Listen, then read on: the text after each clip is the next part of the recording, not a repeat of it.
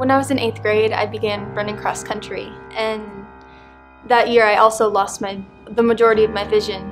And so I didn't feel like I wanted to stop running cross country just because of the diagnosis. So I started off by running with a guide, and when she graduated, I actually got a guide dog, and we didn't know that there would be any issues with running with a guide dog, but apparently there were. So we had to go through a long process of applying and reapplying and being denied the right to run with a guide dog. So eventually, working with my athletic director in the Ohio High School Athletic Association, even the national one, we eventually came to a consensus and were able to work together and be able to have that right to run. So.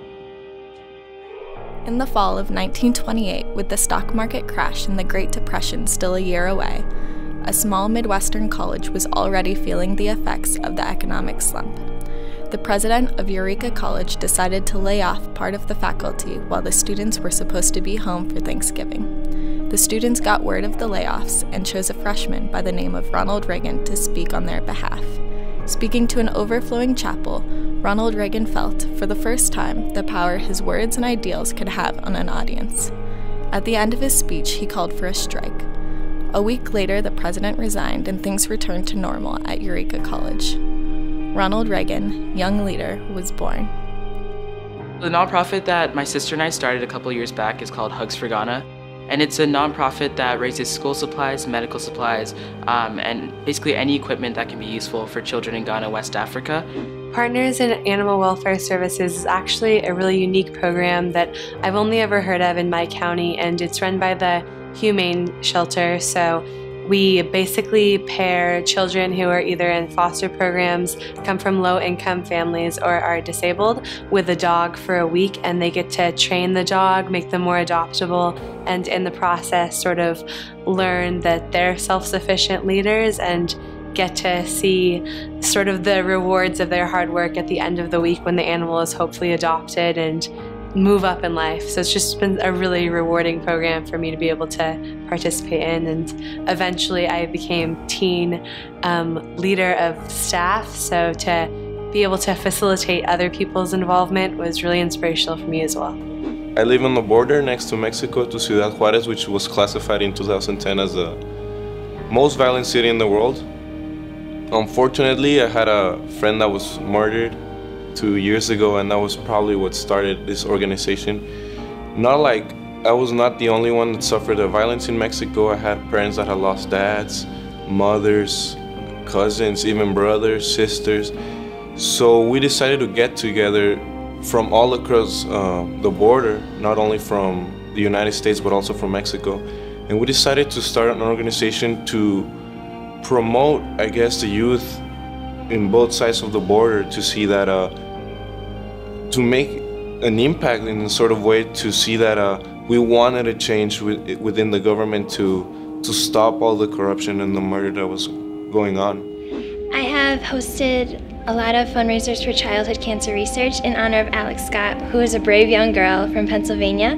She was diagnosed with neuroblastoma, a rare form of childhood cancer, at the age of 1. And by the time she passed away at the age of 8, she had raised over $1 million for childhood cancer research through her lemonade stands. And so her parents created the Alex's Lemonade Foundation in her memory, and I got into it through Hobie, the Hugh O'Brien Youth Leadership Seminar. They inspired me to do it. And then Alex's inspiring story inspired me to host 5 stands in my community, which raised over $900 for childhood cancer research. And her cause is especially important to me because if she were alive today, she would be my age. Our birthdays are exactly 4 months apart. So whenever I fundraise for childhood cancer research or recruit young students to help at my stands, I feel like her legacy is living on through me. Just like President Reagan, today's outstanding student leaders are filled with character. They are powerful communicators who work with their peers and commit to making their communities a better place to live. When we consider applicants, we look beyond the report cards and SAT scores. We look for students who, like Ronald Reagan, are well-rounded and have a powerful impact on those around them. The first quality we look for is outstanding leadership. GE-Reagan scholars are optimistic leaders who are forces for a positive change. Being a leader, I guess, is really serving others. And I know that sounds really cliche, but it's learning to put others before yourself in every single way. And that's hard sometimes because you were born into this earth and really you think about yourself a lot. And it's hard to put others before yourself. But I think the people I've met at the scholarship weekend really have shown me that, you know, there's so many people dedicated to helping others before themselves every single day of their life. And I'm proud to be a part of that. I'm proud to live in the legacy of Ronald Reagan and really see how you can live a life serving others and making the world better every single step of the way. And I can't be more honored to be a part of this legacy now. I believe that, you know, through encouragement and through being supportive and just being there, that you can become a leader and you can come alongside. And I mean, and just like Reagan being the great communicator and communicating is definitely helpful. It takes great character to be a leader, and President Reagan had a unique combination of self-confidence and humility that allowed him to work with leaders from across the aisle and across the world in the name of freedom. GE-Reagan scholars are young men and women who have repeatedly demonstrated outstanding character. Real Men, Real Leaders is a program that was founded by MAD, Mothers Against Drunk Driving, and my student council teacher brought it up in class and just said, does anyone want to go out to lunch and just sit down with 5th and 6th graders and talk to them about staying in school? When I began working with the 2nd graders, it was my first time, and it was actually a struggle because I too didn't know how to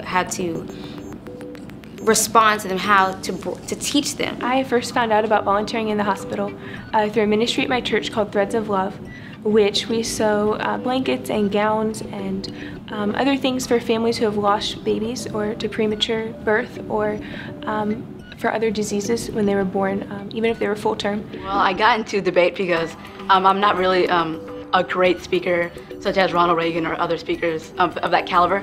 So I decided to get into debate because I didn't want to get too comfortable not being out there and not being able to speak confidently. Mr. Gorbachev, tear down this wall. President Reagan was known as the Great Communicator. Widely considered one of America's most powerful political speakers, President Reagan was also an accomplished writer who wrote 2 autobiographies and kept a daily diary while in the White House. GE-Reagan scholars are also excellent communicators who use their communication skills to bring about a positive change. I want to go into nursing in the medical field solely for the purpose of helping others. I love helping people and I love being a leader, and I feel that through nursing I would be able to help people every single day through my work. My hope is to study abroad so I can help people worldwide. I don't really want to just stay here. I want to reach out to all types of people. I don't really want to just stay in one place and say I have a job, so that's good enough for me. I really just want to keep going with it, keep making changes, and keep affecting the lives of others in positive ways. These past few years, I've been losing a lot of family members through cancer, and a lot of it is because they did chemotherapy, and every time they went to chemotherapy, it just made them worse. And I didn't like that idea, and I thought that if we do a more cultural way, like a native Hawaiian health way to prevent that health disparity, then it will help them more.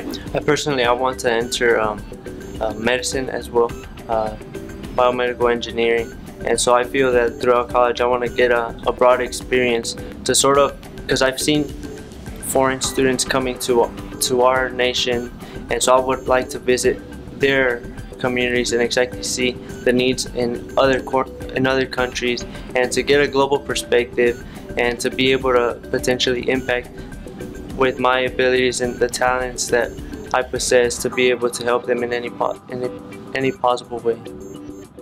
Whether he was saving lives as a lifeguard, giving a speech in defense of teachers, or traveling the country listening to the stories of GE factory workers, President Reagan worked tirelessly throughout his life to make America a better place. GE-Reagan scholars have proven themselves to be just as dedicated to their communities. I believe that the best way to start changing the world is taking it one step at a time, kind of like a pay it forward. if you lead by example and if you just make a difference in one person's life, they can go on and make a huge difference. And I believe that using my career through theater and business and just, I think I'll be able to make people confident in knowing that they can do what they set out to do. I guess you say my motto is like changing the world one child at a time. My dream is to go to Africa and to work amongst a village of children and doing, I guess, whatever God has in store for me. I decided that I was going to start a project self-named Jingles for Joplin, and I initiated a plan to collect Christmas decorations and items, anything we could to get, and set up boxes in the local stores in different cities that were located around us, and we collected all kinds of Christmas decorations and brought a whole entire trailer full of Christmas goods to the Salvation Army in Joplin. And there were homeless kids there still, there was homeless families that hadn't had homes built yet, and it was just so sad. And they saw those Christmas goods and they got so excited, and I felt like it's just going to raise the Christmas spirit and got everyone's hopes and spirits up in Joplin after they had to have such a devastation occur.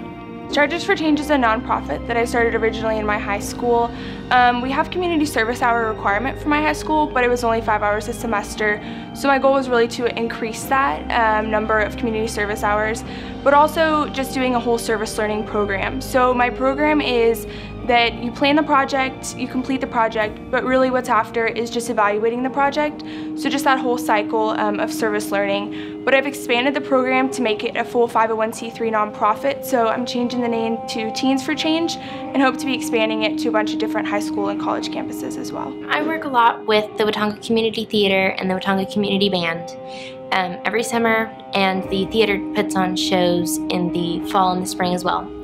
And there, it's a great experience to get to work with people for weeks and learn these lines, and then you go out and you perform for the elders in the community and for the children, and then afterwards when they see you outside and you're standing in your line and they say, you know, you guys did great, you get to see the smiles on their faces. And sometimes the elderly in our community don't get out much, and when they get to come to the theater and see us put on a great show for them, it's something that, you know, maybe the once or twice a year that they get to come out and enjoy something, their grandchildren come with them, and it's really just something that we put smiles on people's faces, and we are being role models for the children, and it's just a great feeling. The GE-Reagan Foundation Scholarship Program awards up to 20 outstanding young leaders renewable scholarships of $10,000 per year, for a total of $40,000.